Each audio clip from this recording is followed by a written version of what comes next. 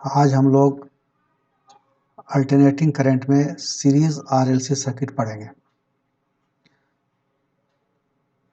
सबसे पहले हम लोग करंट फेजर आई कैलकुलेट करेंगे, देखेंगे इम्पीडेंस क्या होता है, इसका फेज कांस्टेंट क्या होगा, और ये कैलकुलेशन हम लोगों को फेजर मेथड से करना है। सबसे पहले आरएलसी सर्किट देखते हैं। ये रेसिस्टेंस है आर,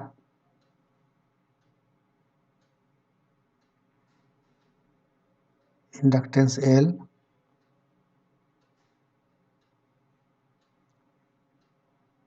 कैपेसिटेंस सी, और ये एसी वोल्टेज सोर्स है।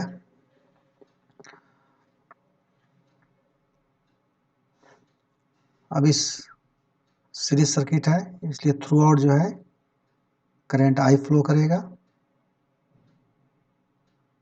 इस लूप में। Voltage across resistor V R, voltage across inductor V L, voltage across capacitor V सी,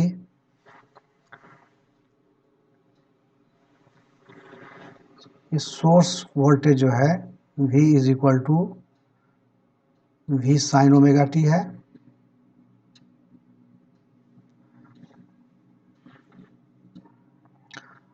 और let current I is equal to I sine omega T minus five.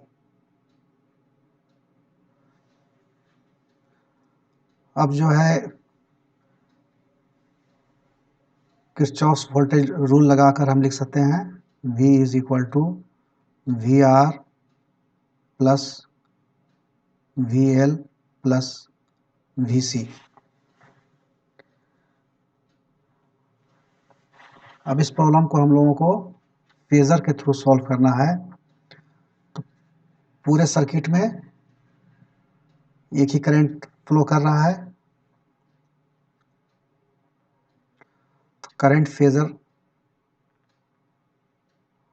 आई हमने यहाँ ले लिया। अब देखेंगे रेसिस्टेंस जो है इसका वोल्टेज अक्रॉस रेसिस्टर जो है वो जो है आई के फेज में होगा। इंडक्टर का वोल्टेज जो है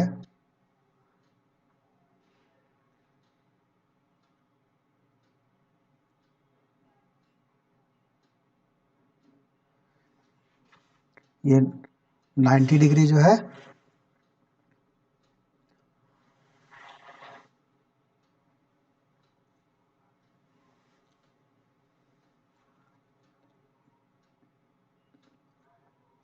करंट से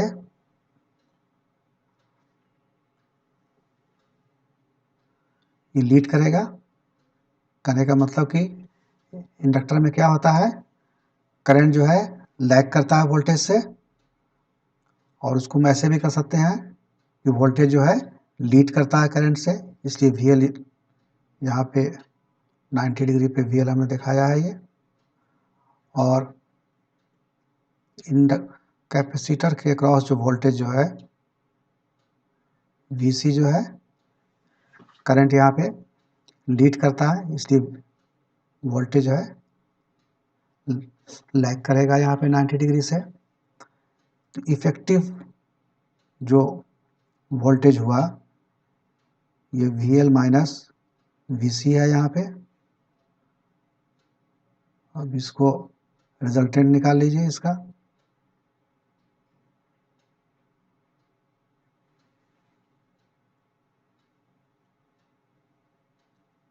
V, ये साइड भी हो गया वी एल माइनस वी सी।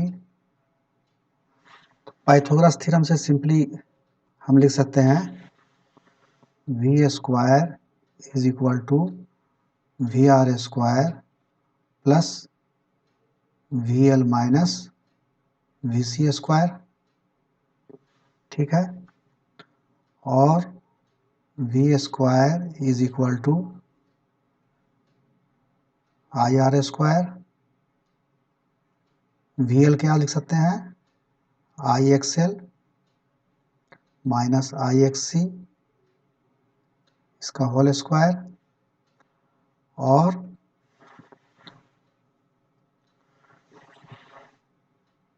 हम लोग लिख सकते हैं V square is equal to I square, common ले लीजिए, R square plus X L minus X C का स्क्वायर, और I is equal to V by root under R square plus X L minus X C का whole square. जो denominator में जो term है ये रिप्रेजेंट करता है इम्पीडेंस को, और इसे z से ये होल टर्म जो है z is equal to root under R square plus X L minus X C का होल स्क्वायर, ये जो है इम्पीडेंस है।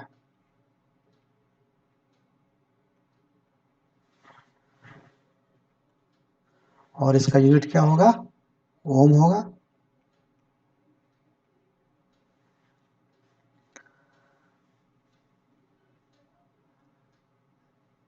इस इम्पीडेंस को दूसरे वे में भी हम लिख सकते हैं, z is equal to root under R square plus X L को हम लोगों ने पहले देखा है ओमेगा एल होता है, और एक्स सी क्या होता है ओमेगा सी। तो हम लोग इस फॉर्म में भी इसे लिख सकते हैं। तो अभी तक हम लोगों ने ये करंट फेजर निकाल लिया, इम्पीडेंस निकाल लिया, अब जो है फेज एंगल निकालना है। तो जो ऊपर फेजर डायग्राम जो है हम लोगों ने देखा, जो ये एंगल फाई है, फेज एंगल जो है निकालने के लिए tan फाई निकाल लेंगे, tan phi is equal to V L minus V C by V are.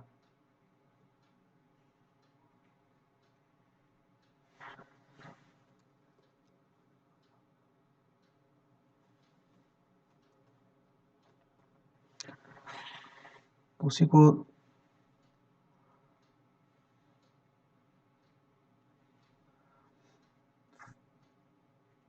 Phase constant को जो है tan phi is equal to V L minus V C by V R, जो उस फेजर डायग्राम के basis पे हमने लिखा। V L को हम लोग क्या लिख सकते हैं, I X L minus V सी को लिख सकते हैं आई एक्स सी, और ये वी आर को I R. tan phi is equal to X L minus X C by R. अब जो है यहाँ पे तीन केसेस एराइज करते हैं। पहला केस क्या हो सकता है, X L is greater than X C, what will happen in this case. दूसरा केस हो सकता है एक्स सी इज ग्रेटर देन एक्स एल, इस केस में क्या होगा। और तीसरा केस हो सकता है कि X C is equal to X L है। जब एक्स एल एक्स सी से बड़ा है तो इस केस में क्या होगा,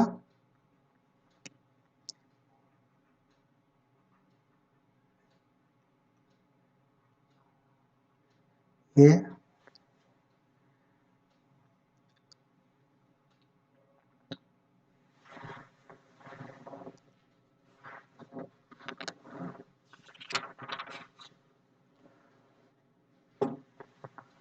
इस केस में सर्किट जो है मोर इंडक्टिव होगा, मोर इंडक्टिव।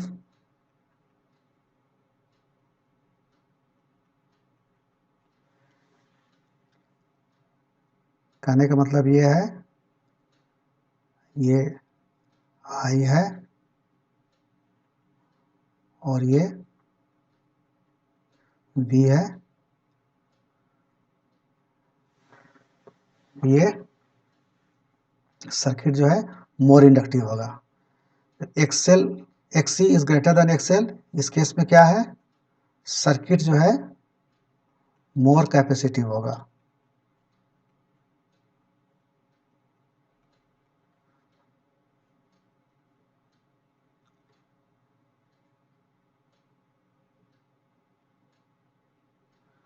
और X C is equal to X L, इस केस में क्या होगा, ये रेजोनेंस का केस है।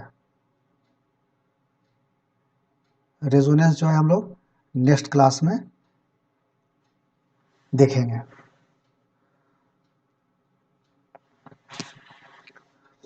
हम लोग फेजर डायग्राम के थ्रू जो है इम्पीडेंस को भी रिप्रेजेंट कर सकते हैं। ये आर हो गया, ये जो है एक्सएल माइनस एक्सी है,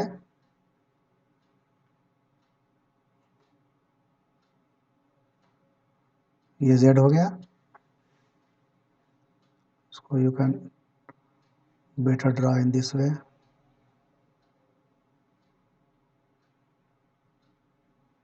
ये जेड है,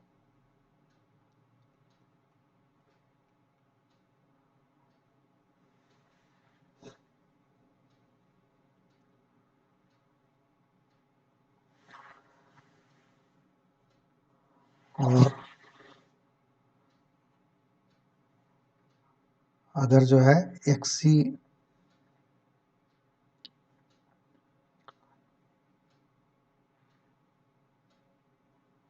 बड़ा है एक्सेल से,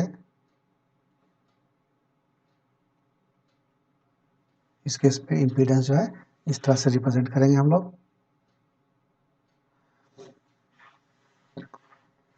तो हम लोगों ने सीरीज आरएलसी सर्किट देखा और फेजर मेथड से इंस्टेंटेनियस फेजर, इम्पीडेंस और फेज कांस्टेंट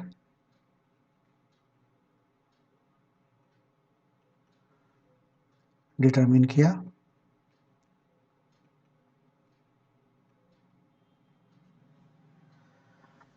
ओके।